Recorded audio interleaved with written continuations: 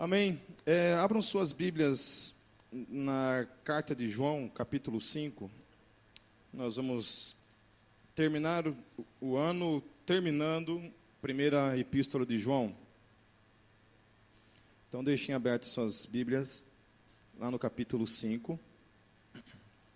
Vamos lá, eu quero ler a partir do versículo 1, você me acompanhe. Diz assim: todo aquele que crê que Jesus é o Cristo é nascido de Deus. E todo aquele que ama o Pai, ama também ao que dele foi gerado. Assim sabemos que amamos os filhos de Deus, amando a Deus e obedecendo aos seus mandamentos. Porque nisto consiste o amor de Deus, obedecer aos seus mandamentos. E os seus mandamentos não são pesados. O que é nascido de Deus vence o mundo, e esta é a vitória que vence o mundo, a nossa fé. Quem é que vence o mundo, senão somente aquele que crê que Jesus é o Filho de Deus? Este é aquele que veio por meio de água e sangue, Jesus Cristo.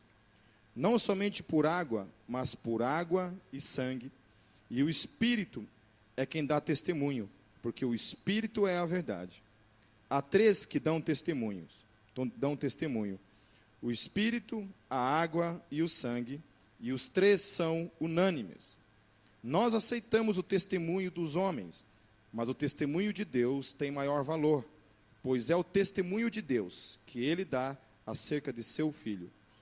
Quem crê no Filho de Deus tem em si mesmo esse testemunho.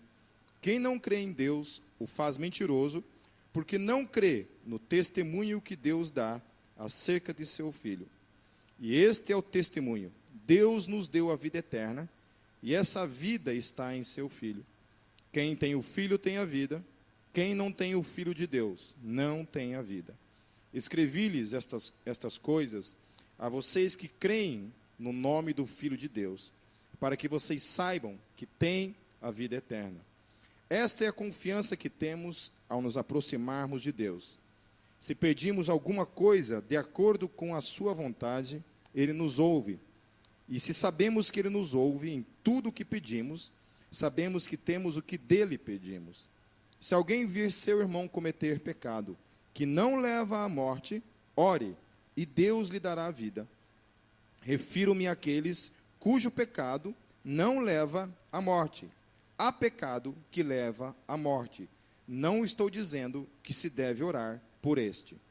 Toda injustiça é pecado, mas há pecado que não leva à morte. Sabemos que todo aquele que é nascido de Deus não está no pecado. Aquele que nasceu de Deus o protege, e o maligno não atinge. Sabemos que somos de Deus e que o mundo está sob o poder do maligno. Sabemos também que o Filho de Deus veio e nos deu entendimento, para que conheçamos aquele que é o verdadeiro. E nós estamos naquele que é o verdadeiro, em seu Filho Jesus Cristo. Este é o verdadeiro Deus e a vida eterna. Filhinhos, guardem-se dos ídolos. Vamos fechar nossos olhos?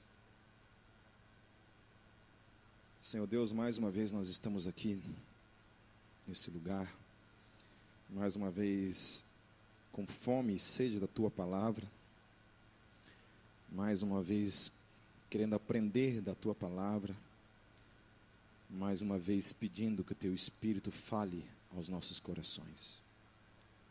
Fale conosco, Espírito Santo de Deus, ministre em nossos corações, que a gente saia desse lugar nessa noite, Senhor, com a Tua Palavra transformando as nossas vidas, nos alimentando, nos enchendo de sabedoria, de entendimento, de discernimento, de vida, porque somente por meio da Tua Palavra, Senhor, o nosso espírito recebe vida e entendimento. Em Teu santo nome, Rei Jesus, eu oro. Amém. Apenas para a gente se localizar, eu falarei rapidinho o que foi falado no penúltimo domingo, o que a gente esteve vendo no capítulo 4, ok? Então, o capítulo 4, ele falava que a gente não deve crer em qualquer espírito. Ou seja, nem tudo aquilo que é dito em nome de Deus, nós temos que dizer amém. Nem tudo aquilo que tem uma assinatura, pastor Pipe, tem que ser dito amém. Ou qualquer outro pastor que seja, tenha o gabarito que tenha o diploma que tenha, o doutorado que tenha, a mídia que tenha, nós não devemos dizer amém para qualquer coisa, para tudo. Em tudo nós devemos provar os espíritos. E isso principalmente no que diz respeito às questões que vêm de fora do reino, ou seja, as demais religiões que não confessam que Jesus é o Cristo, nós temos que então ter a capacitação de ver essas coisas, discernir e dizer, isso é de Deus e isso não é de Deus. Amém? Certo? A outra questão que foi tratado é que como que a gente reconhece que um espírito vem de Deus ou não? Todo aquele que confessa que Jesus é o Cristo, todo espírito que confessa isso, esse espírito vem de Deus. Todo espírito, portanto, que não confessa Jesus como o Cristo, esse espírito não vem de Deus. Amém? A outra coisa é que os filhos vencem o mundo por meio daquele que habita neles, no caso, Jesus Cristo, ou o Espírito Santo de Deus habita em nós, e é por meio dele que nós vencemos o mundo. O mundo, quando a Bíblia fala de mundo, ela fala de três coisas. O que são? A cobiça da carne, a cobiça dos olhos e a ostentação dos bens. Essas três coisas são o mundo. E por essas três coisas, nós temos que ter, então, distância. De maneira nenhuma, devemos ter apego a essas três questões, ou dar lado para essas três questões. Depois vocês podem ouvir lá no Metalcast, pregações antigas, e você vai se localizar um pouco melhor. Quem ama é nascido de Deus, então não é possível você ser filho de Deus e não amar. Se eu digo que não amo, automaticamente estou dizendo para mim mesmo que eu não sou filho de Deus. Amém? Sobre todo o filho de Deus, há essa natureza que ama as pessoas, ou pelo menos faz o esforço para amar as pessoas. No versículo 9, tem um texto, uma passagem muito tremenda, que ela fala assim, para que pudéssemos viver por meio dele. Ou seja, o cristão, ele vive por meio de Jesus. Jesus é esse ser que vive nele, e portanto ele vive por meio de Jesus. Daí, como nós sabemos que Deus está em nós? Por meio do Espírito Santo que habita em nós. Então, todo filho de Deus tem a convicção de que é filho de Deus por causa do Espírito Santo que habita nele e que testifica de que ele é verdadeiramente filho de Deus. Amém? Na fé cristã, não pode haver essa dúvida em mim e em você de pensar, pô, será que eu sou filho de Deus ou não sou filho de Deus? Porque é o Espírito Santo de Deus que testifica no meu espírito de que eu sou filho de Deus e de que você é filho de Deus. Então nós temos que tomar muito cuidado com as coisas que o diabo lança no meu e no teu ouvido. Satanás é profissional, é PhD no engano. Em enganar as pessoas, em dizer para você e para mim assim, não, você não é filho de Deus. Por quê? Porque você peca, porque você erra, porque você falha. E às vezes você reconhece o pecado, chega diante de Deus, pede perdão pelo pecado que fez, e Satanás continua te acusando. E muitas vezes a gente dá ouvido para esse tipo de coisa, não recebe o perdão de Deus, e continua todo dia pedindo perdão para Deus. Deus me perdoe pelo que eu fiz. No outro dia, Deus me perdoe pelo que eu fiz. No outro dia, Deus me perdoe pelo que eu fiz, como se Deus não tivesse perdoado. Deus, uma vez que você confessa teus pecados diante de Deus, isso está limpo, isso está confessado e, portanto, não tem mais por que ficar diariamente falando a mesma coisa. O que acontece é que Satanás fica o dia inteiro, né, nos acusando, falando, não, você não pode, você é pecador, e você vai lá e pede perdão, de novo ele vem e te acusa, e você pede perdão, ele vem e te acusa, e você pede perdão, e ele vem e te acusa. Ou seja, um dos papéis de Satanás é pregar para mim e para você a insuficiência da cruz. Dizer para mim e para você que a cruz não é suficiente, que a gente precisa de alguma coisa fazer mais. Aí tem gente que se pune, né? Se pune, sei lá, faz algum tipo de punição própria para tentar de alguma forma sanar essa dívida com Deus. E é impossível. É impossível. Só tem uma coisa sobre a face da terra que consegue sanar pecados. E esse algo é a morte. Se eu tenho uma dívida para pagar com Deus, e eu não quero a cruz de Cristo para a minha vida, só tem um jeito de eu pagar esse preço, é morrendo. É morrendo. E não é suicídio não, suicídio não paga nada. Só existe uma coisa que sana o pecado, é a morte. E só existe uma morte capaz de sanar o pecado, uma morte de alguém que é santo. E esse alguém é Jesus Cristo. Por isso, eu e você, nada do que nós fizermos tem a capacidade de sanar pecados, a não ser confessá-los diante de Jesus e receber o perdão dele. Amém? A outra coisa é que os filhos de Deus confessam publicamente a sua fé, não tem vergonha da sua fé. Todos os dias estão aí confessando a sua fé, ou com a boca ou com a própria vida. Nós devemos permanecer no amor, nós devemos aperfeiçoar o amor é uma coisa que deve ser aperfeiçoada diariamente, por isso que casamento é o lugar de aperfeiçoamento do amor, amém? Permanecer casado é um grande desafio, porque estar casado é um aperfeiçoamento diário do amor. Se você não aperfeiçoa o amor, naufraga mesmo. O amor precisa ser aperfeiçoado. E aí na igreja é a mesma coisa. Por que o amor é aperfeiçoado na igreja? Porque você começa a descobrir coisas das pessoas, você começa a descobrir que todo mundo é falho, que igreja é lugar de hipócrita, né, aqueles papos, igreja é lugar de gente pecadora, gente que falha. Olha, como é que pode? O irmão subiu lá no louvor essa noite, eu vi ele sexta-feira tomando uma cerveja, ó, que pecador, merecedor do fogo do inferno, né? Então assim, a gente descobre essas coisas. E essas coisas, ao invés de fazer o nosso amor se aperfeiçoar, faz a gente desistir, querer chutar o balde.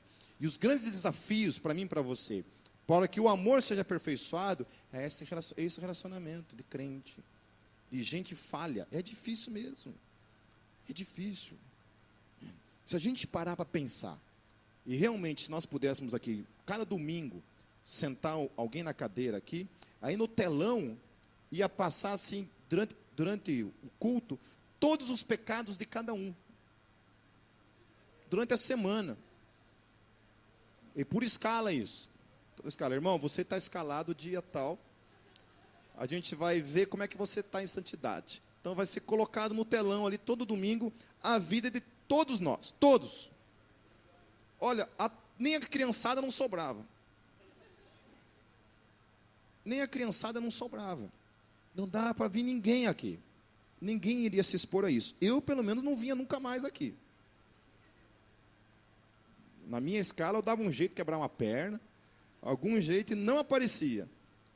Ou seja, por que eu estou falando isso? Eu estou dizendo que se nós pararmos para pensar a nossa condição, daquilo que nós somos, não sobra ninguém. Não sobra ninguém. E aí, uma vez que você é aperfeiçoado no amor, você entende isso. Porque você tem que agir de graça consigo mesmo, aprender a se perdoar e aprender a perdoar os outros. É aí que o amor é aperfeiçoado. Amém?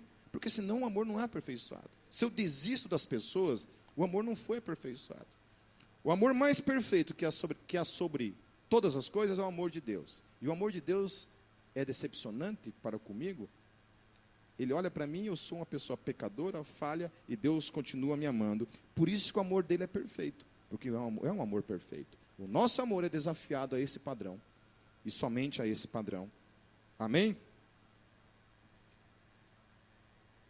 Indo então agora para o capítulo 5. Primeira coisa que fala no versículo 1 é que todo aquele que crê que Jesus é o Cristo é nascido de Deus. Amém? Se você crê que Jesus é o Cristo, tem convicção disso no teu espírito, na tua mente, no teu coração, você é nascido de Deus. Ninguém pode confessar que Jesus é o Cristo se não for por meio do Espírito Santo. Amém? Não sou eu quem está falando. João está dizendo que todo aquele que crê que Jesus é o Cristo é nascido de Deus. Então se alguém perguntar para você assim, você é nascido de Deus? Sim. Por quê? Porque eu creio que Jesus é o Cristo. Só isso. Só isso. Não tem mais nada? Não. Não tem que cortar o cabelo? Não. Não tem que deixar o cabelo do sovaco crescer? Não. Estou falando para as mulheres. Não. Se você crê que Jesus é o Cristo, você é nascido de Deus. Amém? E aí, Pipe, mas por que você está falando isso? Porque eu tenho que crer na palavra. A palavra é a garantia. Deus nos deixou um testamento. Deus nos deixou uma carta escrita como garantia para mim e para você. É aqui, ó, quando eu escrevo, quando eu não somente falo, mas eu escrevo para minha esposa, por exemplo, olha, a partir de hoje eu vou lavar louça todo dia. Deus me livre. Mas está amarrado em nome de Jesus. Mas digamos que eu escrevo um documento, assino esse documento e apresento esse documento para ela. ela tem uma coisa para usar o tempo todo e acabar com a minha vida. Acaba. Todo dia ela pode falar assim, não vai lavar a louça? Está aqui, ó, você assinou aqui. Está assinadinho. A mesma coisa no que diz respeito às Escrituras. Há uma promessa da parte de Deus. João está dizendo que se você crê que Jesus é o Cristo, você é nascido de Deus. E amém. E esse é um ato de fé. Não é cair raio do céu, não é sentir arrepio, não é chorar, não é nada disso. Eu creio que Jesus é o Cristo. E o ato de crer que Jesus é o Cristo torna-me uma pessoa nascida de Deus. Amém. Isso é um ato de fé. E somente um ato de fé. E amém pelo ato de fé. Como é que eu sei que eu amo a Deus? Olha só, a Bíblia, então, ela trata de questões bem específicas. Ela não brinca, ela não dá rodeios. Como é que eu sei que eu amo a Deus? Lá no versículo 2 ele fala assim: assim sabemos que amamos os filhos de Deus, amando a Deus e obedecendo aos seus mandamentos. Ou seja, quando eu amo a Deus e obedeço aos seus mandamentos, eu amo as pessoas. Como é que eu sei que eu amo as pessoas? Quando eu obedeço a Deus. Eu obedeço aos seus mandamentos. Então, o ato de amar o próximo implica também viver uma vida de santificação. Amém? Eu demonstro que eu amo vocês vivendo uma vida de santificação. Você já pensou se eu fosse um pastor jaguara? Lavageiro, como diz o Brunello? Não sei que diabo que significa isso, mas no dicionário lá de Rio Branco, não sei o que significa essa palavra. Se eu fosse esse cara que estava ali na frente de vocês, eu sou uma pessoa, nas costas de vocês, eu sou outra pessoa totalmente diferente. O cara não se importa, o cara não está nem aí, o cara não pesa as pessoas na sua vida, ele não pesa o seu ministério, ele não pesa a sua esposa, ele não pesa seus filhos, ele não pesa seus amigos, ele está preocupado somente com ele não está nem aí para a implicação da sua vida de santificação. Então, amar a Deus, amar as pessoas, é viver uma vida de santificação. Eu amo as pessoas também obedecendo os mandamentos, também vivendo essa vida de santificação. Amém? Então, você quer demonstrar que ama as pessoas? Vivam a vida de santificação para a glória de Deus. E amém. Versículo 3, ele fala assim: porque nisto consiste o amor a Deus, obedecer aos seus mandamentos. Amém. Versículo 4 fala: o que é nascido de Deus vence o mundo, e esta é a vitória que vence o mundo, a nossa fé. Aleluia. Então, quando Satanás vem te tentar dizer que você não pode ser perdoado, você usa a palavra, por meio da fé. Aí você faz essa declaração: não, a palavra fala que se eu confessar meu pecado, Deus é fiel e justo para perdoar os meus pecados. Por que, Satanás, você está me acusando? Eu aprendi isso com um cara chamado Watchman Nee. O Watchman Nee, ele falava muito sobre isso, sobre a luta entre o espírito e aquilo que a gente chama de alma ou mente, né, das emoções da nossa vida. Então, assim, você está lá diante de Deus, você pede perdão, mas a tua alma, ela não aceita, né? Tua mente não aceita, as tuas emoções não aceitam, mas a palavra está dizendo, e as escrituras que estão dizendo, que se eu confesso, eu sou perdoado.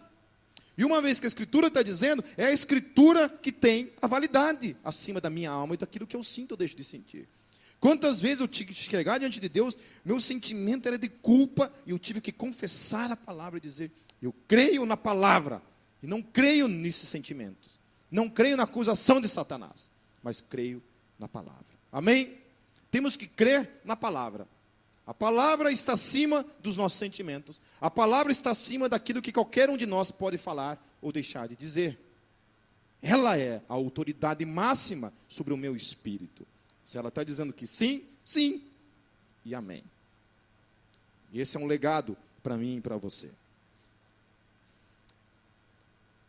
Quem é que vence o mundo? No versículo 5 fala: somente aquele que crê que Jesus é o Filho de Deus. Aleluia.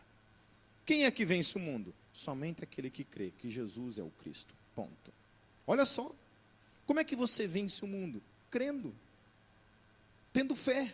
Somente isso. Crendo que Jesus é o Cristo, você vence o mundo. O mundo está aí, sempre trazendo coisas contrárias a mim e a você. E como é que a gente vence ele? Confessando Cristo. Quanta gente nessa caminhada com Deus foi deixando Jesus de lado, foi deixando de confessar porque acreditou em Satanás. Ou porque a acusação veio contra si mesmo. Eu recebi um um e-mail de uma pessoa, um tempo, que falou que não queria mais vir na igreja porque não conseguia viver uma vida de santificação. Provavelmente essa pessoa cometia erros, pedia perdão, mas não conseguia mudar algumas coisas, depois pecava novamente, até que chegou um tempo que cansou. Falou, não aguento mais pedir perdão por essas coisas, então eu estou desistindo da fé. Alguém se perdeu nesse caminho aí, da confissão, e entender então, que confissão é isso. A Bíblia fala que você tem que perdoar o seu irmão 70 vezes 7. Isso, não, logicamente, você não tem que ficar contando. Né? Lá na palavra, coloca um risquinho lá. Se fosse eu, estava lascado. Minha esposa já tinha 700 vezes 700, já tinha passado a vez ali.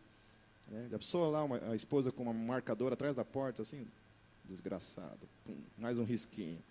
Falta mais um só. Né? Não é assim. Então é 70 vezes 7 ali, Jesus fala, porque fala lá do 7 vezes 7, ele consiste nisso. Eu devo perdoar as pessoas. E amém. No versículo 6, João ele fala assim: este é aquele que veio por meio de água e sangue, Jesus Cristo, não somente por água, mas por água e sangue.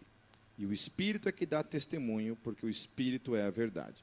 Esse versículo aqui é um versículo chato, porque há 3, pelo menos, interpretações dele, que os teólogos fazem.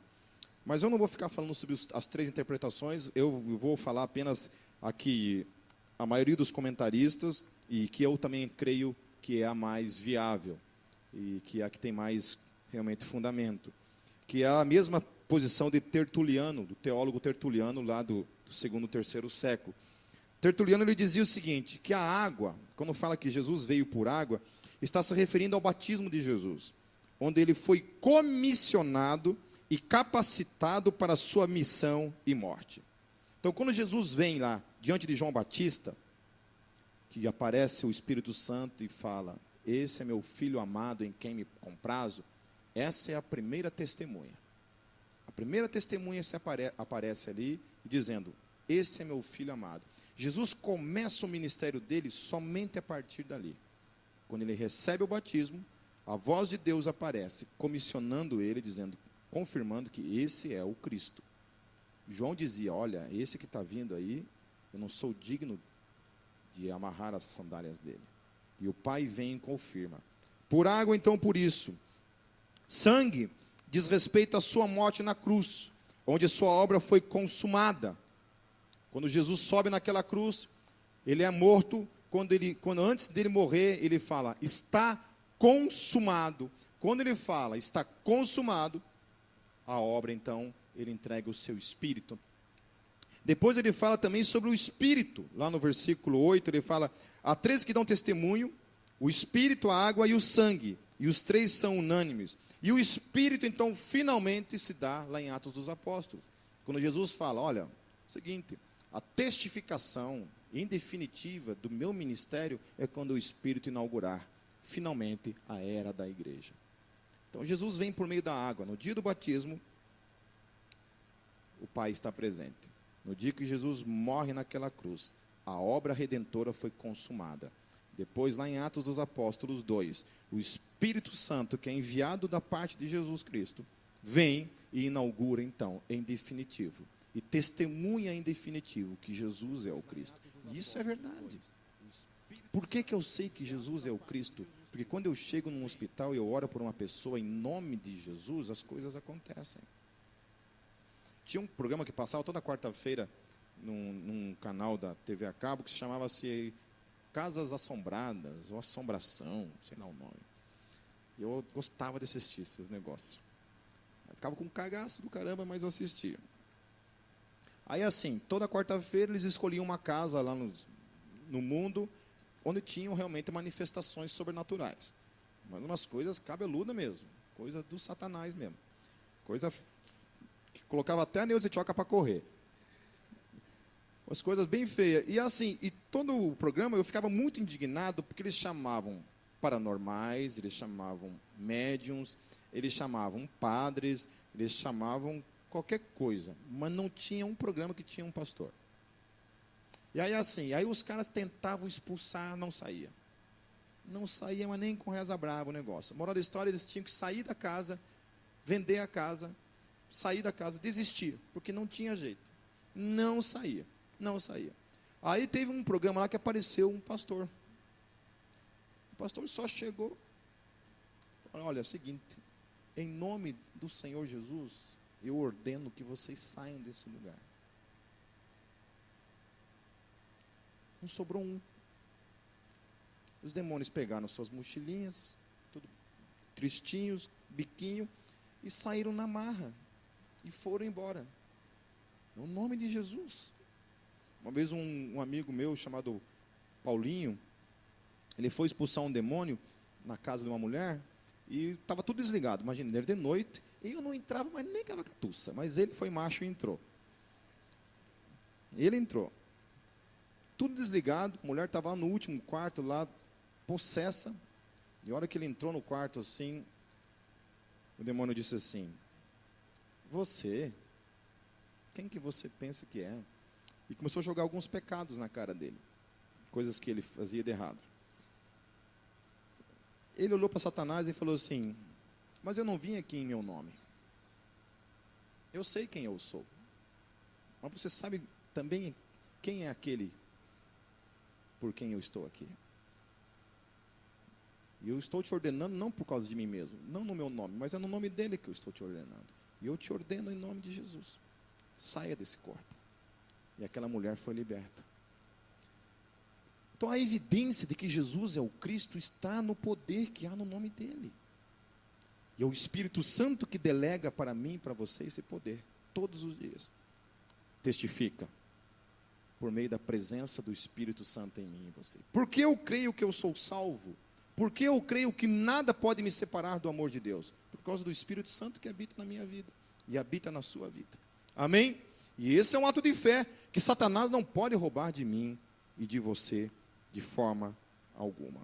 Lá no versículo 9, então ele fala isso, ele fala assim, ó, nós aceitamos o testemunho dos homens, mas o testemunho de Deus tem maior valor. E nós temos 3 testemunhos. O primeiro testemunho está no batismo. O segundo testemunho está naquela cruz. E o terceiro testemunho está por meio do Espírito Santo. Então nós temos esses 3 testemunhos que denotam e que provam que Jesus é o Filho de Deus. E a outra coisa também que evidencia em definitivo é que quando inaugura a era do Espírito e a cruz é consumada, ou seja, no ano 70 no Domine, o templo é destruído e nunca mais é necessário sacrifício. Não é tremenda essa baita coincidência histórica?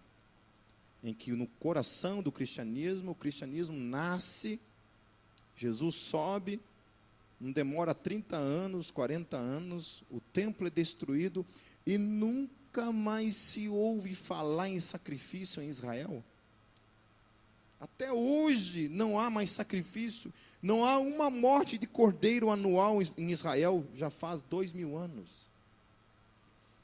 Acabou, não tem mais sacrifício, não tem mais sumo sacerdote que chega diante de Deus ali e apresenta o sacrifício, acabou. E em Cristo Jesus, então, se consumou todo o sacrifício, acabou o sacrifício. Quem crê no Filho de Deus tem em si mesmo esse testemunho. Aleluia. Então, quando você crê, você está dizendo, então, que esse testemunho testifica com o teu espírito. Você acredita nesse testemunho. Quem não crê em Deus o faz mentiroso, porque não crê no testemunho que Deus dá acerca de seu Filho. Aleluia. Então, a pessoa que não crê em Cristo, em outras palavras, está dizendo que ela não crê no testemunho. E Deus nos deu 3 testemunhos que nós temos em mãos. Quando a pessoa não crê em Deus, ela não crê porque de repente ela precisa de uma prova maior. Ela tem 3 testemunhos, ela não quer crer. E quando ela não crê nesses 3 testemunhos, em outras palavras, ela está dizendo que Deus é mentiroso. Deus não é suficiente aquilo que o Senhor fez por mim. E o testemunho de Deus é esse, que nos deu a vida eterna, e essa vida está em seu Filho. Aleluia! No versículo 11. Aleluia. Olha que interessante, eu vou ler de novo. E o testemunho é este: Deus nos deu a vida eterna. Deus nos deu a vida eterna, e essa vida está em seu Filho, a afirmação absoluta está aqui, ó. Quem tem o Filho tem a vida. Quem não tem o Filho de Deus não tem a vida, no versículo 12. Como é que eu sei que eu sou salvo? A Bíblia não fala que se você confessa que Jesus é o Cristo, você é nascido de Deus? Amém? Ponto. Então eu creio que Jesus é o Filho de Deus. Então eu sou nascido de Deus, porque eu creio. E a Bíblia está falando que aquele que crê tem a vida eterna. Amém. Se eu creio e eu sou nascido de Deus, eu tenho a vida eterna. Tem muito crente hoje em igreja que você chega assim, você é salvo? Não sei. Por quê? Porque eu cometo tanto erro todo dia. Sangue de Jesus tem poder. É gente que não conhece a Bíblia, não conhece as Escrituras. Não significa impecabilidade, não significa cometer erros ou deixar de cometer erros que me torna salvo. O que me torna salvo é o fato de crer que Jesus é o Cristo. Isso me torna salvo. Isso traz sobre mim a vida eterna. É porque eu creio que eu tenho a vida eterna. Amém? Então você tem a vida eterna se você crê. Logicamente, se você não crê, não tem a vida eterna.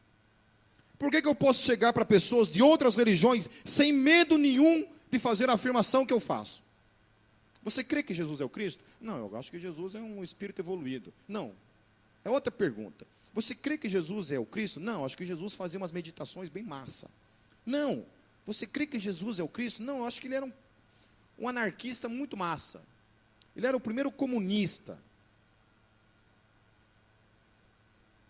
Qualquer coisa, eu posso dizer, então você não tem a vida eterna.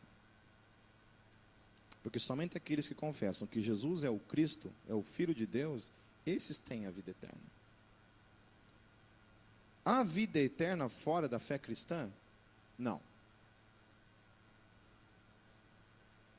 Há vida eterna em outras religiões? Não. Não há. Mas, Pipe, tem tanto budista, gente boa por aí, Pipe. Tanto Hare Krishna que não faz um mal para ninguém. Tanto espírita, Pipe, que faz tantas boas obras nesse mundo, Pipe. Por que você está me dizendo que essas pessoas não têm a vida eterna? Eu estou dizendo porque a Bíblia diz que não tem.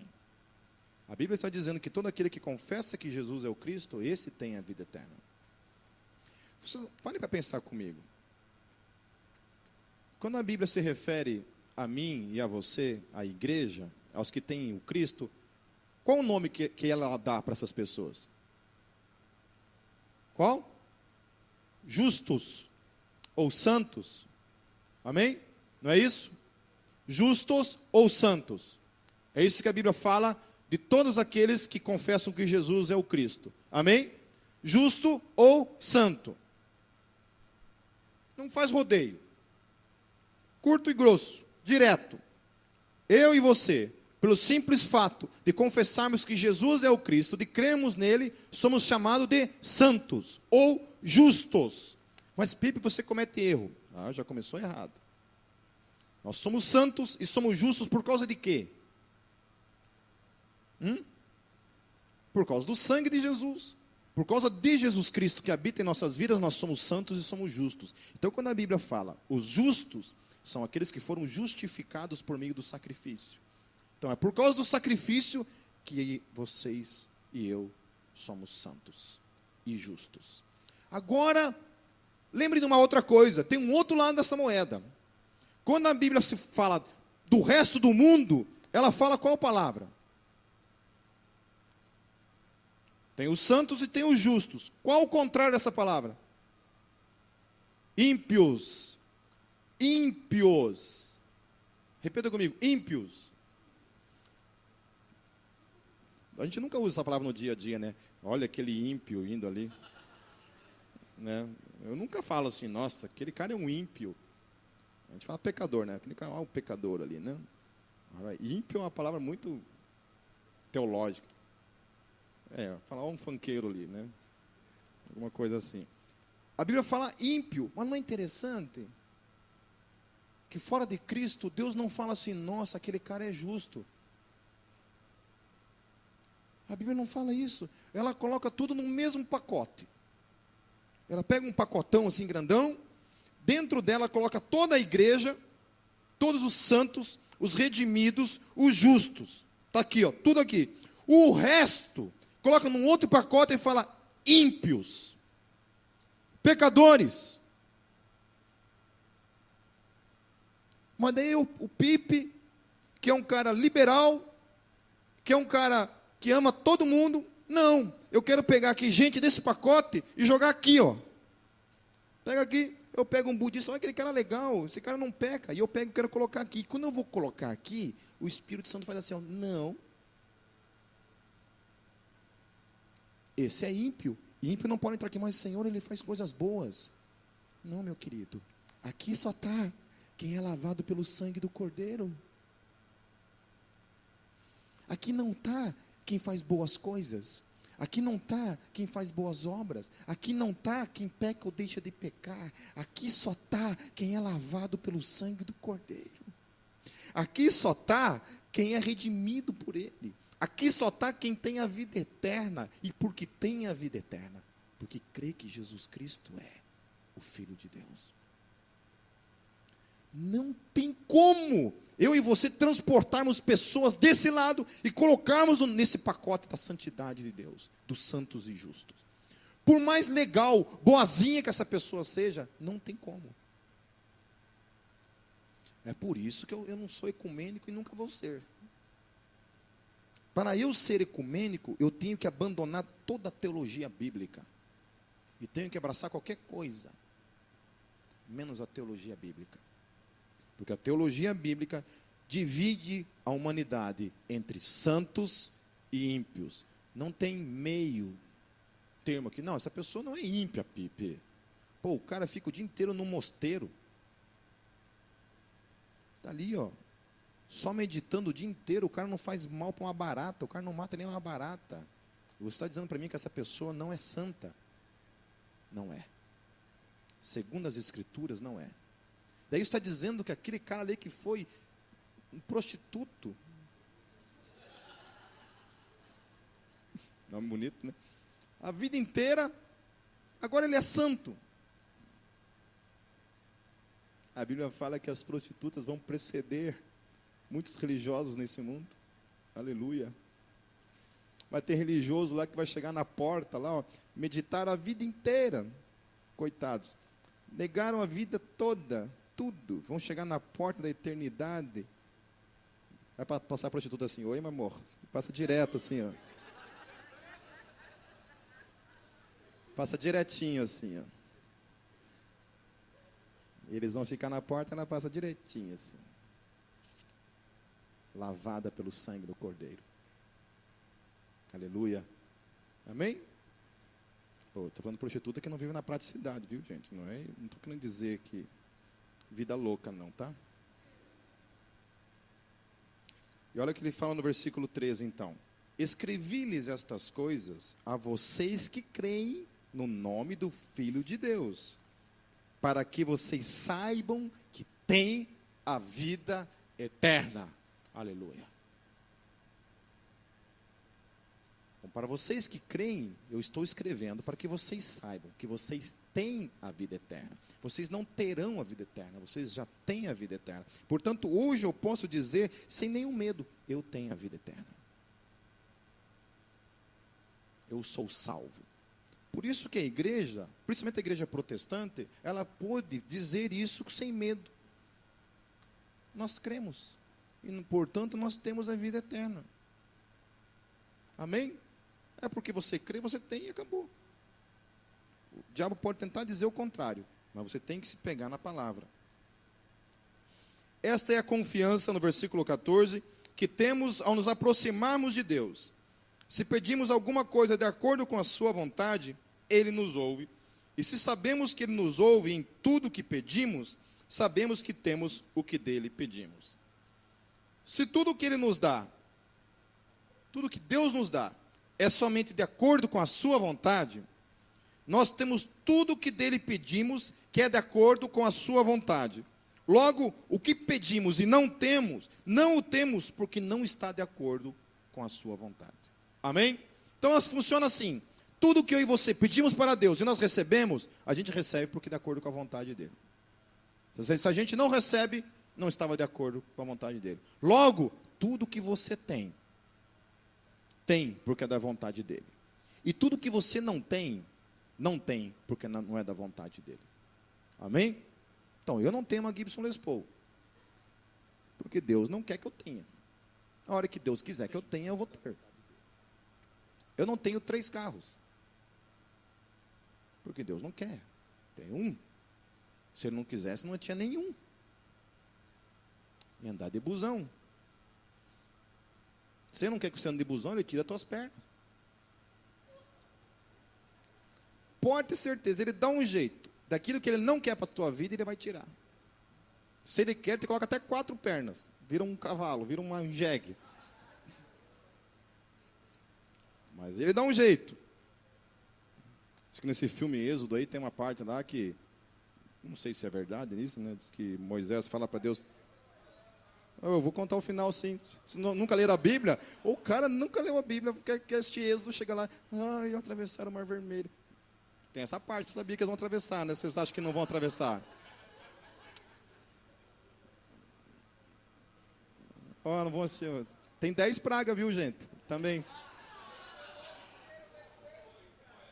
Você sabe que o filho de Faraó vai morrer, o primogênito lá, né? Oh, os caras querem assistir Romeu e Julieta e querem que vivam os dois no final, vão dormir. Né? Oh, assistir Romeu e Julieta, os dois morreram, que absurdo. Oh, vai assistir Romeu e Julieta, claro que vai morrer no final. Igual Paixão de Cristo, você assistiu o filme de Jesus, fica triste porque Jesus morre, por favor, né? Ainda bem que morreu, que se não tivesse morrido, nós estávamos lascados. Até perdi o que estava falando, esqueça. Vamos continuar aqui.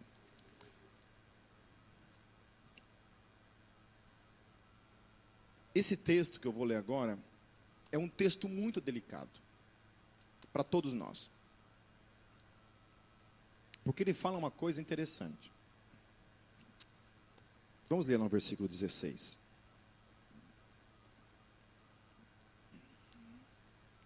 Diz assim, ó: se alguém vir seu irmão cometer pecado que não leva à morte, ore, e Deus lhe dará a vida. Refiro-me àqueles cujo pecado não leva à morte. Há pecado que leva à morte. Não estou dizendo que se deve orar por este. Que versículozinho encardido. Estava dando uma olhada nos comentaristas, o que eles falam. E cada um quer dar um nome para esses tipos de pecados. Mas quando João fala que há pecados que é para a morte, isso está ligado ao Antigo Testamento. Realmente haviam pecados na lei que era morte. Não tinha conversa. Se você fizesse um daqueles pecados em Israel, era punido com a morte. A punição era a morte. Então, há pelo menos 4 pecados, lá em Levíticos 20, que eram pecados que levavam à morte. Então, você vai ter que esperar primeiro eu dar essa explicação toda, depois concluir o que eu estou falando, para que você não saia aqui desesperado querendo se matar. Ok? Então, assim, lá em Levíticos 20, fala sobre 4 tipos de pecado, que esses pecados especificamente levavam a um juízo. E era morte mesmo, era apedrejamento sem conversa. Primeira coisa, idolatria. Em Israel, todo tipo de idolatria era punido com a morte. Se você era uma pessoa que era pega num ato de idolatria, com algum deus, alguma coisa, sei lá, algum Baal na sua casa, você era punido com a morte por causa da lei. A segunda coisa, que também era punido com a morte, era a mediunidade. Ou seja, qualquer tipo de envolvimento com obras ocultas, com espiritismo, necromancia, necrofilia, qualquer coisa que envolvia, se envolver com mortos, com espíritos, era punido com a morte. A terceira coisa, amaldiçoar pai e mãe, era punido com a morte. Pessoa que não respeitava pai e mãe, era punido com a morte. Não tinha conversa. E a quarta, última coisa, envolvia os pecados da sexualidade. Ou seja, tudo aquilo que era imoral, sexualmente falando, também era punido com a morte. Daí envolvia incesto, zoofilia, adultério, fornicação. Todas essas coisas eram punidas também com a morte. Então, João, quando ele está tratando a questão de pecados que são para a morte, ele está falando assim, olha, você pode exortar teu irmão e orar pela vida dele, mas há pecados que são para a morte, e por estes eu digo, não ore. Daí a gente está pensando assim, puxa vida, Pipa, então eu não posso orar para uma pessoa que, sei lá, comete fornicação? Eu não posso orar para uma pessoa que fala mal do pai e da mãe? Então vamos ver um pouquinho mais sobre isso. Lá em Romanos 1, também no versículos 18 até o versículo 32, nós não vamos ler, mas Paulo, ele também utiliza do mesmo argumento, lá no versículo 23 e 25, tratando a questão da idolatria. Então, Paulo também ele vem e trata a questão da idolatria, depois ele trata também as questões dos pecados da sexualidade do indivíduo, também trata a questão de desobedecer pai e mãe, ele também trata isso lá no versículo 30, no versículo 31, ele fala assim, outras questões que ele fala assim, tornaram-se cheios de toda sorte de injustiça, maldade, ganância e depravação, estão cheios de inveja, homicídio, rivalidades, engano e malícia. São bisbilhoteiros, caluniadores, inimigos de Deus, insolentes, arrogantes e presunçosos, inventam maneiras de praticar o mal, desobedecem a seus pais, são insensatos, desleais, sem amor pela família, implacáveis. Agora leia o que Paulo fala. Embora conheçam o justo decreto de Deus. Qual que é o decreto? Morte. De que pessoas que tais coisas merecem a morte, não somente continuam a praticá-las, mas também aprovam aqueles que as praticam. Então tem 4 níveis aqui em que você tem que discernir situações de situações para saber aonde você pode orar e aonde você pode não orar. Porque todos nós estamos sujeitos a esses tipos de situações. De um dia está lá meio indignado, brigar com o pai e com a mãe. Daí não vai cair um raio na tua cabeça, tem que matar na hora. Ok? Não é isso.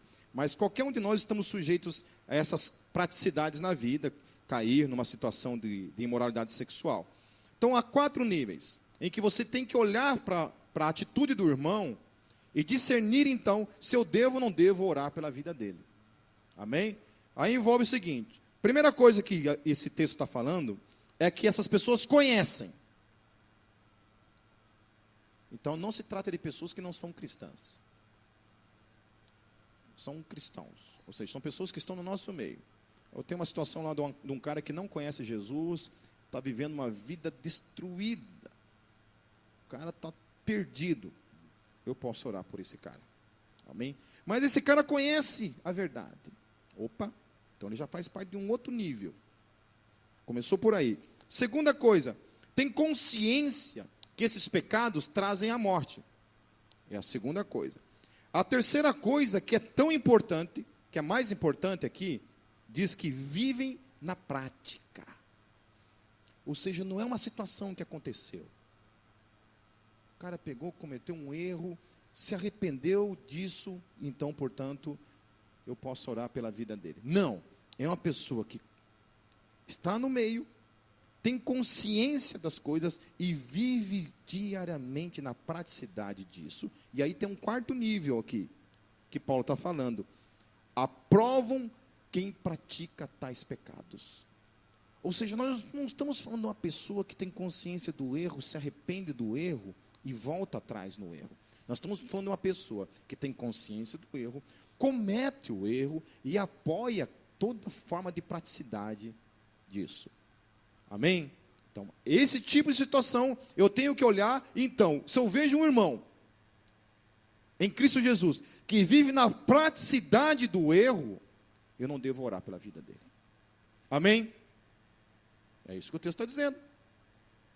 Se esse cara vive na praticidade do erro, conhece a verdade, e ele vive na praticidade desse erro, e ainda por cima tem a mente que acha que pode apoiar quem também pratica a mesma coisa que ele, por esse irmão eu não devo orar.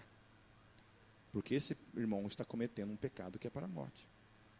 É por isso que é importante você estar caminhando com pessoas que podem chegar para você e falar: irmão, você tem que mudar o rumo da sua vida. Urgente. Então essa pessoa conscientemente se arrepende dos seus pecados e muda a direção e continua. Agora, sabe aquela pessoa que você fala assim: irmão, você precisa mudar de vida, e o cara não muda de vida. Aí você ora por ele e ele está lá praticando, dando risada na tua cara, praticando, incentivando o outro. Não, galera, o que é? Vem junto, vamos praticar. Então, por esse a Bíblia está dizendo: não ore. Não ore. Tem outro texto que Paulo vai mais longe. Paulo chegou a uma situação lá que estava vivenciando da mesma forma dentro da igreja, uma pessoa que estava nesse tipo de praticidade. Paulo chega e fala assim: eu entreguei na mão do diabo para que o corpo seja destruído e o espírito seja salvo. Não tem nem ideia do que Paulo está querendo dizer com isso. Paulo chega assim: olha, meu querido, eu te entrego na mão do diabo para que o teu corpo seja destruído, mas para que o teu espírito seja salvo.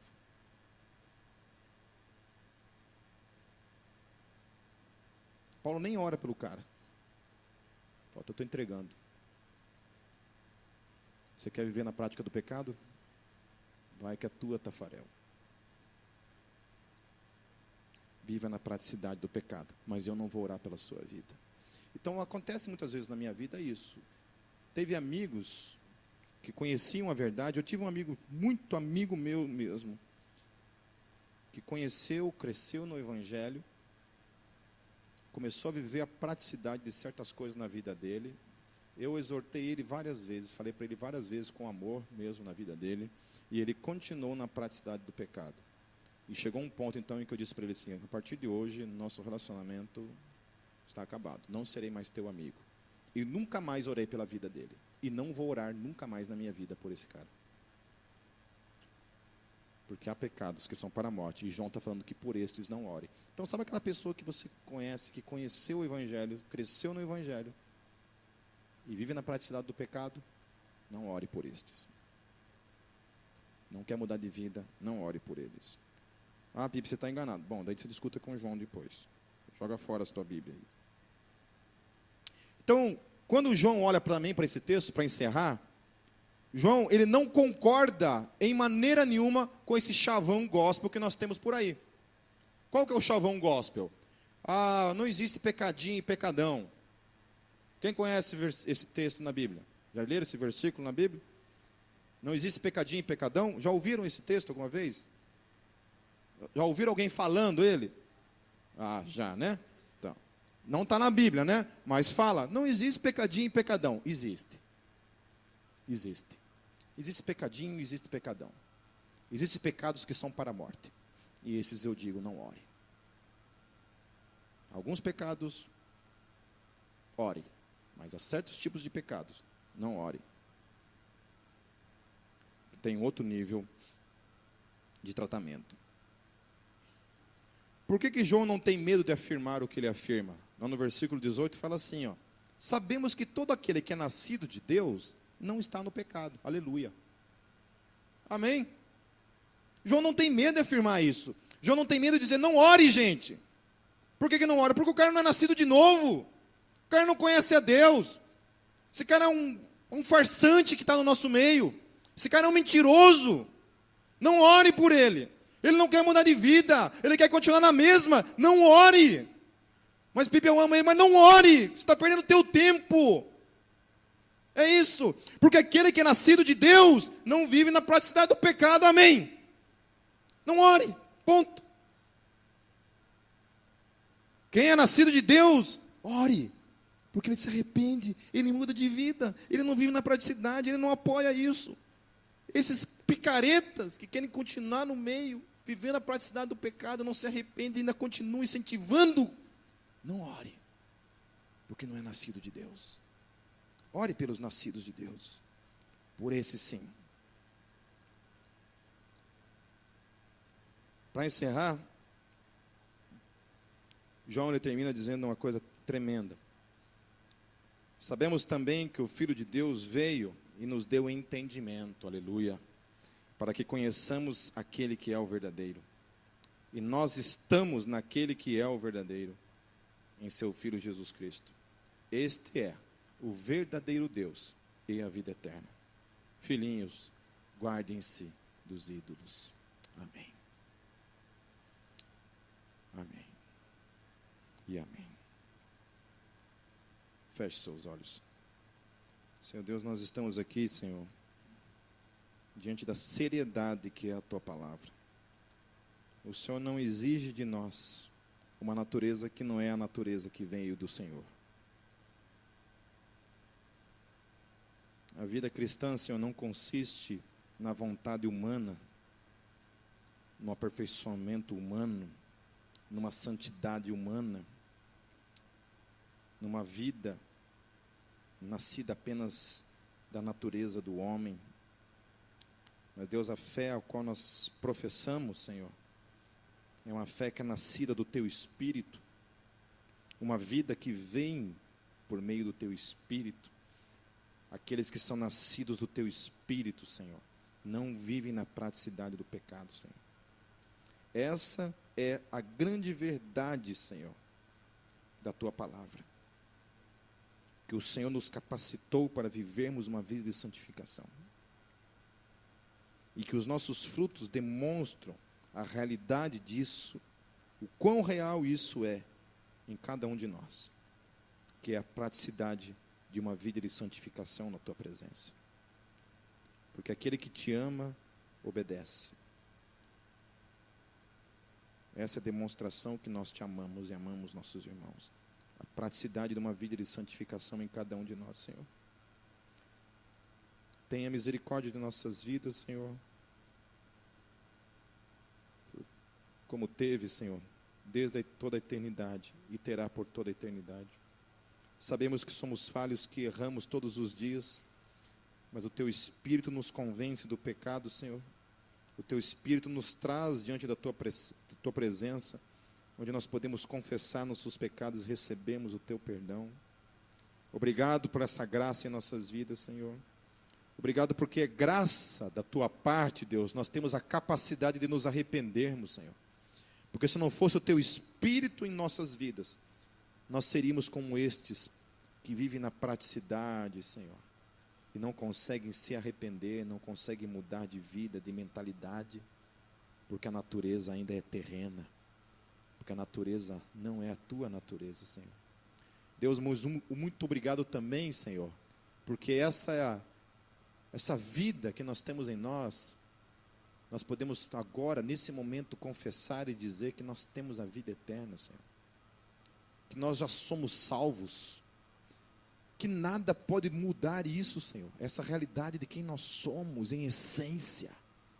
Natureza que está dentro de nós, que vem do Teu Espírito. Obrigado porque hoje nós somos divinos. Verdadeiramente somos filhos. E temos em cada um de nós a vida eterna, Senhor. Obrigado por isso, Senhor. Muito obrigado. Por estes eu oro. Conserva-nos em santidade, Senhor. Conserva-nos até o fim, para a glória do Teu nome, Jesus. Amém.